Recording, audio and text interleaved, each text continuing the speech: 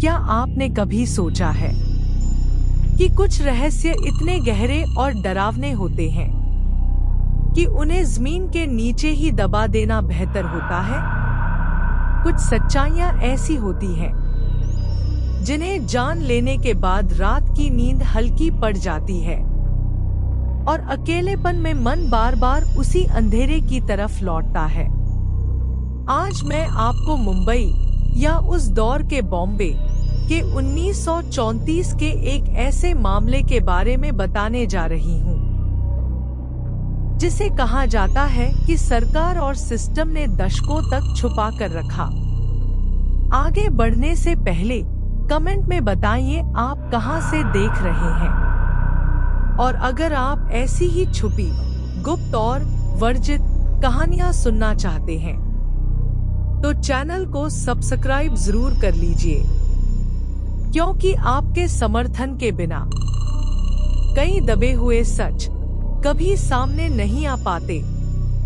अब चलिए चलते हैं 1934 में। 1934 का बॉम्बे ब्रिटिश राज के अधीन एक तेज, व्यस्त और धुंधला सा बंदरगाह शहर। कोलाबा की पत्थर की संकरी गलियां, जहां नम समुद्री हवा पुराने भवनों की दीवारों को धीरे धीरे सड़ा रही थी।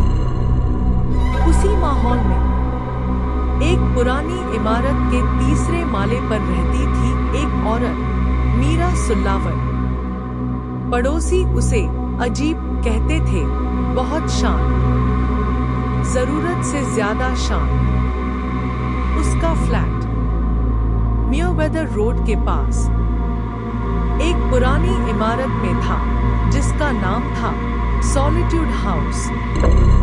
वो अकेली रहती थी और किसी को ठीक ठीक पता नहीं था कि वो आई कहां से है। कोई कहता पुणे, कोई कहता कोलकाता, लेकिन कोई पूछने की हिम्मत नहीं करता था, क्योंकि मीरा की आंखों में कुछ ऐसा था, एक खालीपन, एक गहरा अंधेरा जो देखने वाले की रीढ़ में ठंडक भर देता।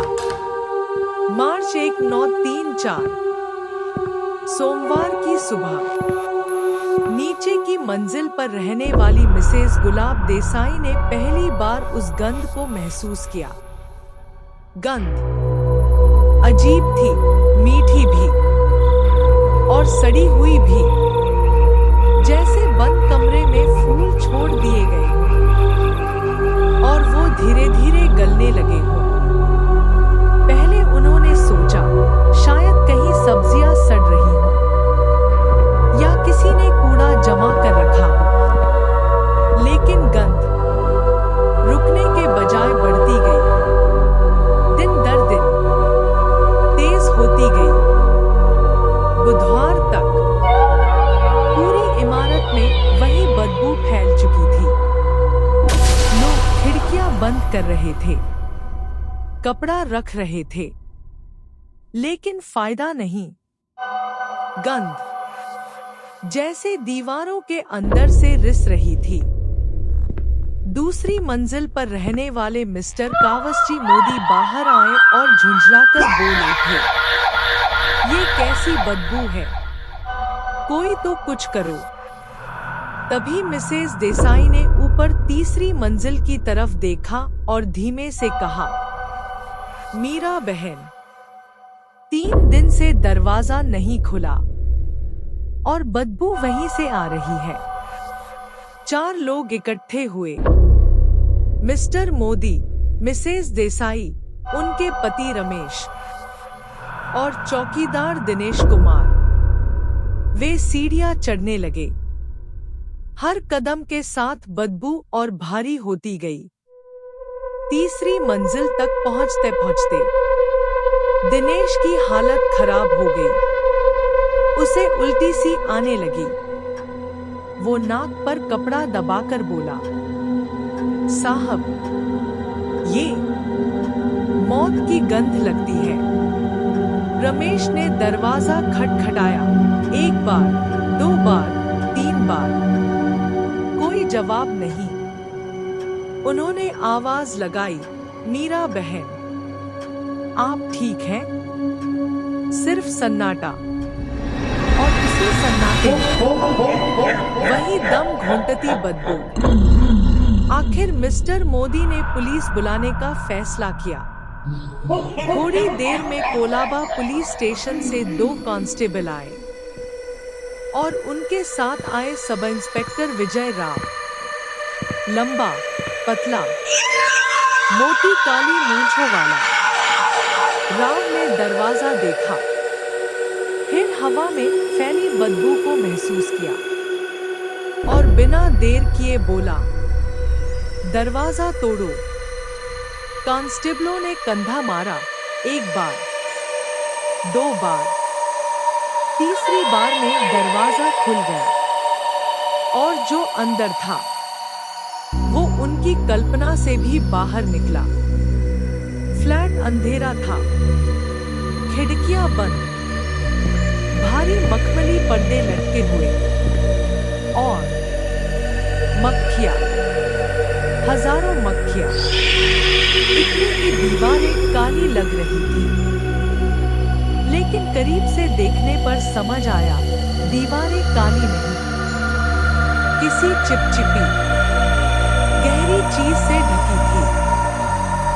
राव ने टॉर्च जलाई, रोशनी लिविंग रूम में फैली और सोफे पर बैठी थी मीरा सुन्नावर, उसका सिर पीछे झुका हुआ, आंखें खुली, लेकिन उनमें जीवन नहीं। गले पर गहरे निशान, चेहरा और त्वचा धूसर, और उसके होंठ-होंठ पर सूखा हुआ खून।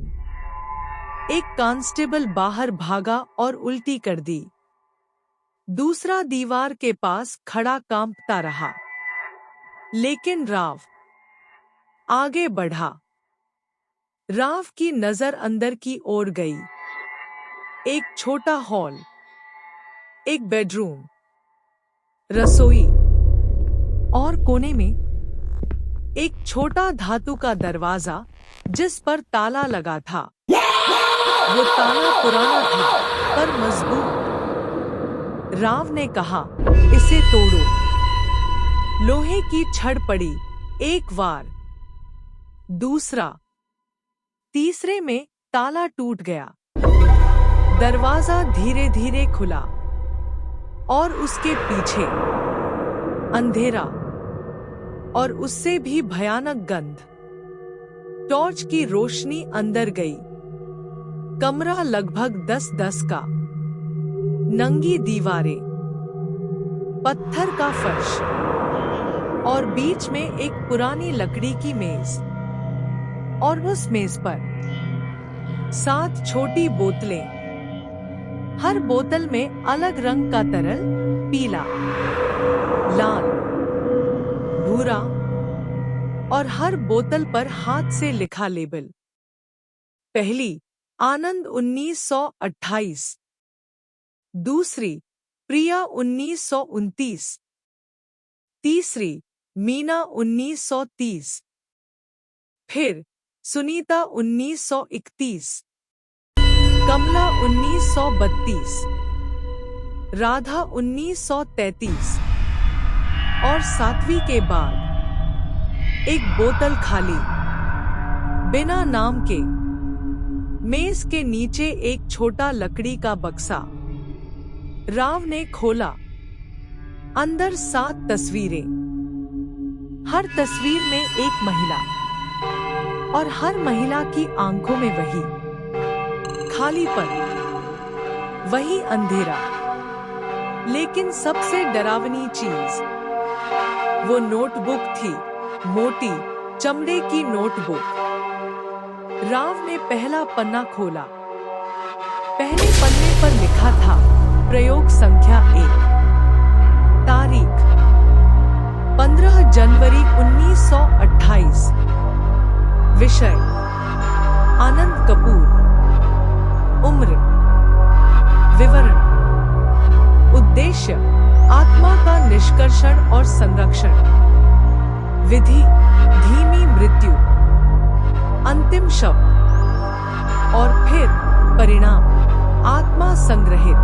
बोतल क्रमांक 1। राव का हाथ कांपने लगा। उसने अगला पन्ना पलटा, फिर अगला।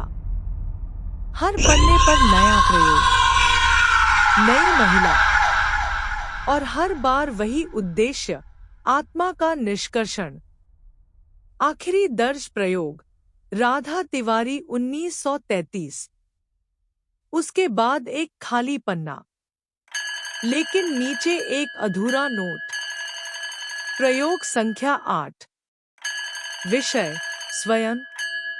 तारीख 11 मार्च 1934। उद्देश्य अंतिम संग्रह, सभी आत्माओं का विलय, शक्ति का संचय, अमृता का मार्ग। राव ने नोटबुक बंद की, गहरी सांस ली और बाहर निकलकर कहा, मुख्यालय को फोन करो। ये सिर्फ हत्या नहीं, ये कुछ और है। अगले दिन मुख्य जांच अधिकारी इंस्पेक्टर गणेश पटेल आए। तेज आंखें, तेज दिमाग। उन्होंने राव से सब कुछ सुना और खुद कमरे में गए। बोतलें देखी, तस्वीरें, नोटबुक, और उनका चेहरा पत्थर सा सख्त हो गया। इन बोतलों को फॉरेंसिक लैब भेजो, हर एक को। और मुझे इन महिलाओं के बारे में सब चाहिए। कौन थी, कहां से थी, कब गायब हुई। रिपोर्ट आई।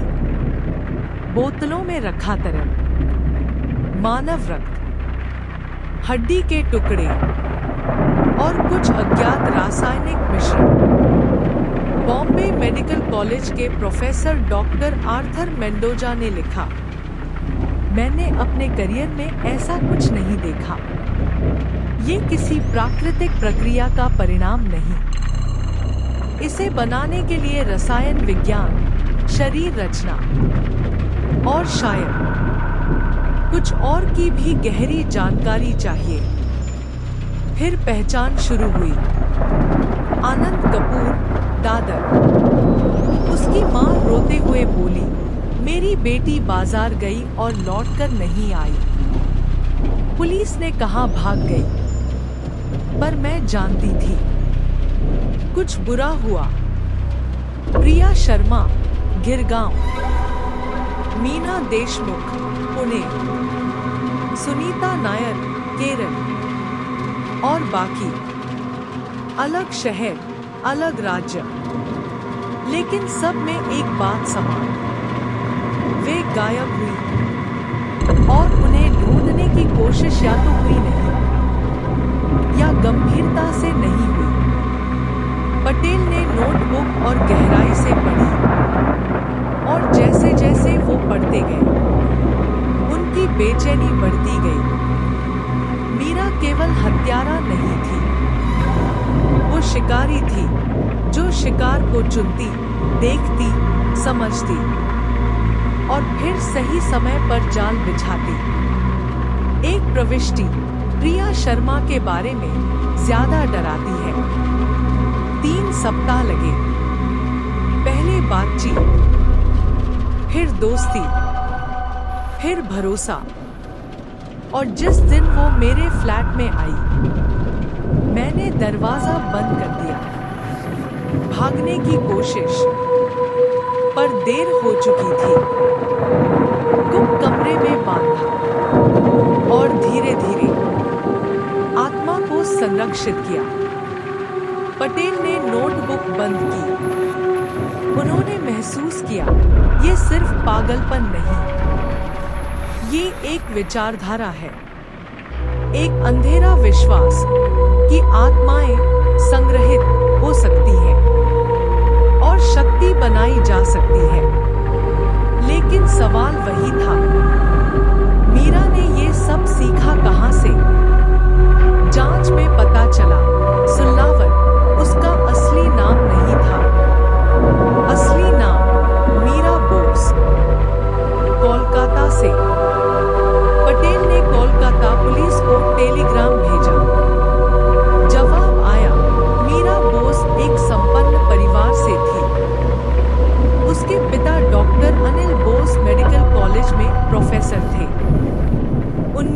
1926 में उसकी छोटी बहन रीमा अचानक बीमार पड़ी और मर गई। डॉक्टर बोस इसे स्वीकार नहीं कर पाए। मीरा टूट गई और उसने मौत को समझने का रास्ता चुन लिया। पहले चिकित्सा किताबें, शरीर रचना विज्ञान, पैथोलॉजी, फिर और गहरा तांत्रिक ग्रंथ, प्राचीन संस्कृत पाठ, आत्मा, स्थानांतरण और एक और चौंकाने वाला तथ्य। 1927 में कोलकाता में 3 महिलाएं गायब हुईं और आखिरी बार उन्हें मीरा बोस के साथ देखा गया, पर सबूत नहीं और मीरा इनकार करती रही। फिर वो कोलकाता से गायब और मुंबई में नए नाम के साथ दिखी। पटेल समझ गए ये मामला साधारण नहीं। पर एक और सवाल, मीरा ने खुद को क्यों मारा? प्रयोग संख्या 8 क्या था? और वो खाली बोतल किसके लिए थी? पटेल फिर से गुप्त कमरे में गए, इस बार और ध्यान से, और उन्हें फर्श पर एक छोटा सा चिन्ह मिला, एक चक्र, प्राचीन तांत्रिक प्रतीक और बीच में संस्कृत। उन्होंने स्थानीय पंडित राजेश मिश्रा को बुलाया। पंडित ने देखा, उनका चेहरा पीला पड़ गया। पटेल, ये क्या है? पंडित, ये प्रलयकारी चक्र है, आत्माओं को बांधने और किसी पात्र में संचित करने की विधि। पटेल, किस उद्देश्य से?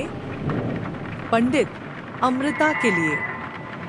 कुछ तांत्रिक मानते हैं अगर 7 आत्माएं इकट्ठी कर उन्हें 8वीं आत्मा के साथ विलय कर दिया जाए तो अनंत जीवन।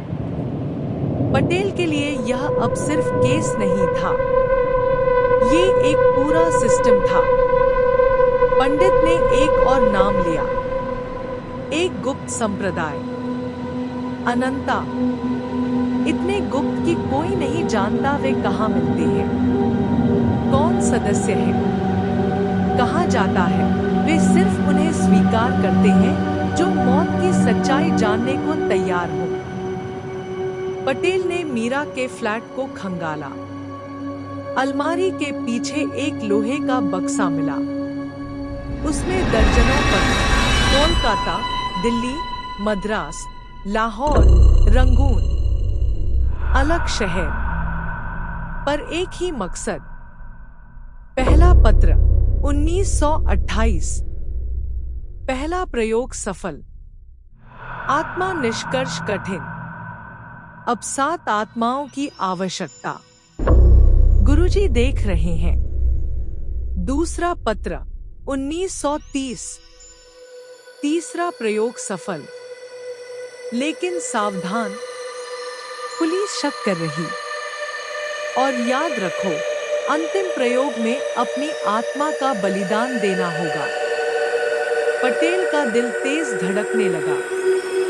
मीरा अकेली नहीं थी, उसके पीछे संगठन था, और ये संगठन सिर्फ बॉम्बे तक सीमित नहीं। पटेल ने कमिश्नर सर एडवर्ड थॉमसन को रिपोर्ट दी। टेलीग्राम गए, दिल्ली, कोलकाता, मद्रास। जवाब आए। दिल्ली में महिलाओं के गायब होने की घटनाएं। एक आदमी का नाम देवेंद्र भट्टाचार्य। कहीं दीवारों पर प्रतीक, कहीं आश्रम बंद, कहीं गुरु आनंद स्वामी गायब। एक तस्वीर साफ थी, अनंता संप्रदाय एक नेटवर्क था, और पत्र बताते थे लाहौर, रंगून, काठमांडू तक फैला। पटेल ने ब्रिटिश इंटेलिजेंस को रिपोर्ट भेजी, पर जवाब ठंडा था।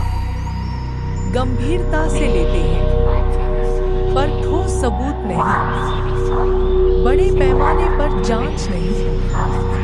मीरा का किस बंद करो, इसे एक पागल महिला की हरकत मानो। पटेल को गुस्सा आया, पर उन्हें समझ था सरकार इसे दबाना चाहती है। फिर भी पटेल रुके नहीं। पटेल ने निजी जांच जारी रखी। रंगून, लाहौर, काठमांडू, हर जगह एक जैसा पैटर्न। किसी शहर में कोई गुरु कुछ समय रहता, फिर गायब, और उसके बाद महिलाओं के गायब होने की खबरें। मीरा की मौत के बाद पटेल सतर्क थे। क्या अनंता अब और सावधान होगा, या मीरा का अधूरा काम पूरा करने लौटेगा? महीने बीत गए, बॉम्बे शांत रहा। फिर अक्टूबर 1934, दादर में एक युवती गायब, अनुराधा पटेल।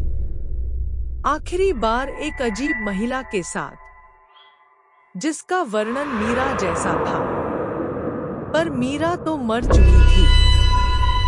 गवाह बोला, वो मीरा बहन जैसी थी, पर पूरी तरह मीरा नहीं।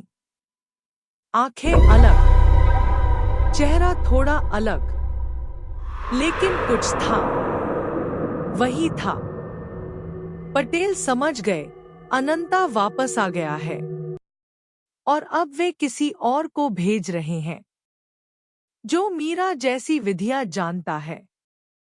फिर नवंबर, एक और महिला गायब। फिर दिसंबर, एक और। संप्रदाय अब और बोल्ड था, क्योंकि उन्हें लगता था पुलिस उन्हें रोक नहीं सकती, और सिस्टम उन्हें दबाएगा। पटेल ने फिर सबूत इंटेलिजेंस को भेजे। इस बार जवाब तक नहीं आया। उन्होंने तय किया, अब लड़ाई अकेले लड़नी होगी। जांच के बाद एक सुराग, थाने के बाहर पुराने मंदिर में रात को अजीब गतिविधियां।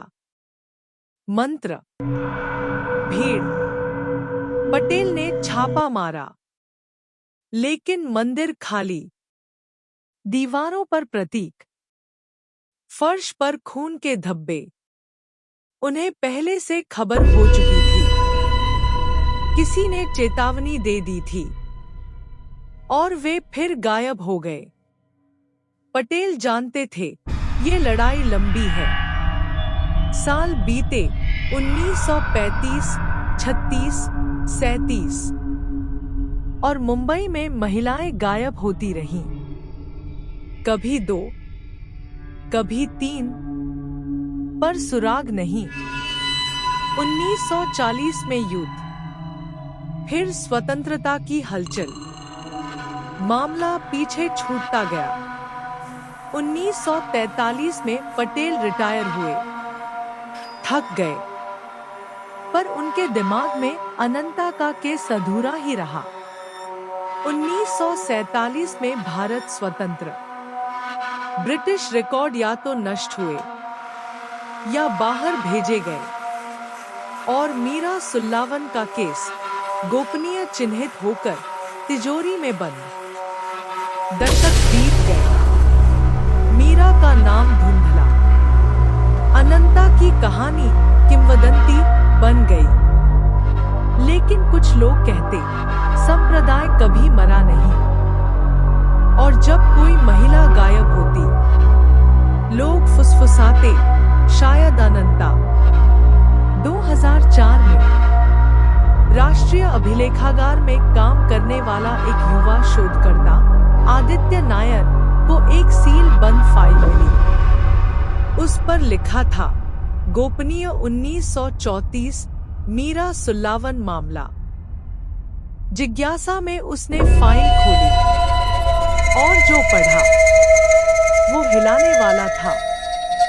नोटबुक, तस्वीरें, पत्र, संप्रदाय, सब कुछ। आदित्य ने ये जानकारी साझा की एक वरिष्ठ खोजी पत्रकार से, मीना देशपांडे। मीना ने पढ़ा और सीरीज लिखने का फैसला किया। 2005 में पहला लेख प्रकाशित हुआ और शहर में हलचल मच गई। कुछ ने कहा झूठ, कुछ ने कहा डरावनी कहानी। लेकिन जिन परिवारों में कोई महिला गायब हुई थी, उन्हें लगा ये सच हो सकता है। मीना को सैकड़ों पत्र आने लगे। एक पत्र पुणे से एक बुजुर्ग महिला सरोजिनी कुलकर्णी ने लिखा, मेरी बहन विमला 1938 में गायब। उसने फोन पर कहा था नई दोस्त बनी, बहुत दयालु, घर बुला रही। उसके बाद कभी बात नहीं। मीना ने विमला की तस्वीर देखी और जब तुलना की तो एक ठंडी लहर दौड़ गई। विमला की तस्वीर का मेल मीरा के रिकॉर्ड में मौजूद महिला से हो रहा था। मीना ने दूसरा लेख लिखा और ज्यादा परिवार सामने आने लगे।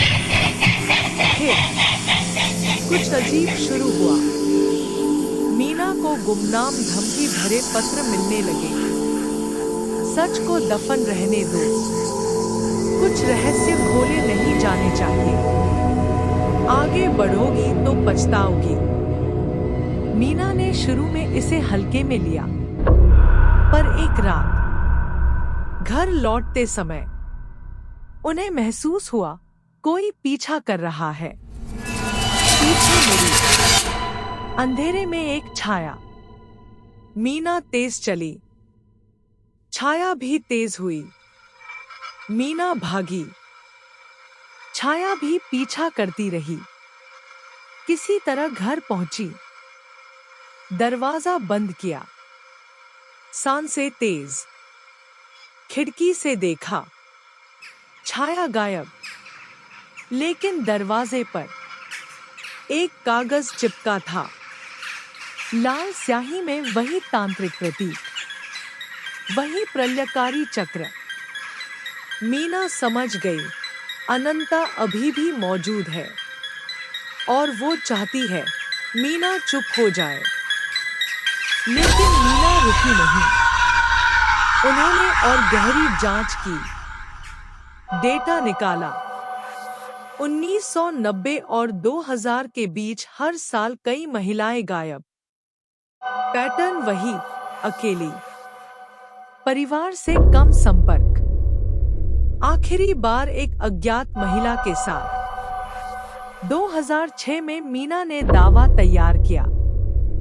अनंता सिर्फ मुंबई नहीं, पूरे भारत में सक्रिय। लेकिन लेख छपने से पहले रोक दिया गया। एडिटर ने कहा, बहुत विवादास्पद, ठोस सबूत नहीं। मीना को लगा ऊपर से दबाव है। उन्होंने अखबार छोड़ा और स्वतंत्र ब्लॉग शुरू किया। लेख ऑनलाइन गया, हजारों ने पढ़ा। और फिर एक सुबह मीना की बेटी प्रिया देशपांडे को अपनी मां का कमरा खाली मिला। फोन बंद, कोई सुराग नहीं। दीवार पर लाल स्याही में वही प्रतीक। कुछ हफ्तों में केस ठंडा। मीना भी एक और गायब महिला बन गई। आज सालों बाद भी लोग मीरा सुल्लावन की कहानी पर बहस करते हैं। कुछ कहते शहरी मिथक, कुछ कहते कड़वी सच्चाई। और हर बार जब मुंबई में कोई महिला बिना सुराग गायब होती है, लोग फुसफुसाते, शायद ये अनंता है, शायद वे अब भी यही हैं, शिकार कर रहे हैं, आत्माएं इकट्ठा कर रहे हैं। कहा जाता है रात में मुंबई की पुरानी गलियों में अगर आप बहुत ध्यान से सुने तो दूर दूर से मंत्रों की गूंज, फुसफुसाहट और कभी कभी उन आत्माओं की चीखें जो अब भी बंधी हैं, सॉलिट्यूड हाउस, जहां मीरा रहती थी, आज भी खड़ा है, पर लोग कहते हैं अब वहां कोई नहीं रहता। इमारत खाली, टूटती हुई, और रात में तीसरी मंजिल की खिड़की में एक छाया दिखती है, एक महिला की, जो अब भी देख रही है, इंतजार कर रही है। मीरा का मामला आज भी अनसुलझा है। अनंता का रहस्य आज भी गहरा। और अब इस अंधेरी कहानी के बाद एक बात याद रखिए, इस दुनिया में कुछ बुराइयां ऐसी होती हैं जिन्हें सिर्फ विज्ञान या तर्क से समझना कठिन है। और जब इंसान सच में डरता है, जब वो अकेला होता है, तब उसे किसी सहारे की जरूरत होती है। धीमा, गंभीर टोन। ऐसे समय कई लोग मानते हैं विश्वास ही वह रोशनी है जो अंधकार को काटती है। भगवान में विश्वास, शिव बाबा में विश्वास, क्योंकि जहां अंधकार है वहां प्रकाश भी है, जहां बुराई है वहां अच्छाई भी है। मीरा ने अमृता खोजी, लेकिन उसने अंत में मौत ही पाई। और जो लोग शाश्वत जीवन की तलाश में दूसरों की आत्माएं कुचलते हैं, वे अंततः सिर्फ अनंत अंधकार ही पाते हैं। तो आज एक सवाल खुद से पूछिए, क्या आप सही मार्ग पर हैं? क्या आप प्रकाश की ओर जा रहे हैं या अंधकार की ओर? और अगर कभी आपको लगे कि अंधेरा पास आ रहा है, तो प्रार्थना कीजिए, भगवान को पुकारिए, क्योंकि बहुत गहरा अंधेरा भी एक छोटे से दिए से कट सकता है। और बहुत से लोगों के लिए शिव बाबा वही प्रकाश है, वही मार्ग है, वही सत्य है, वही जीवन है। भगवान आप सभी को आशीर्वाद दे और हर बुराई से बचाए।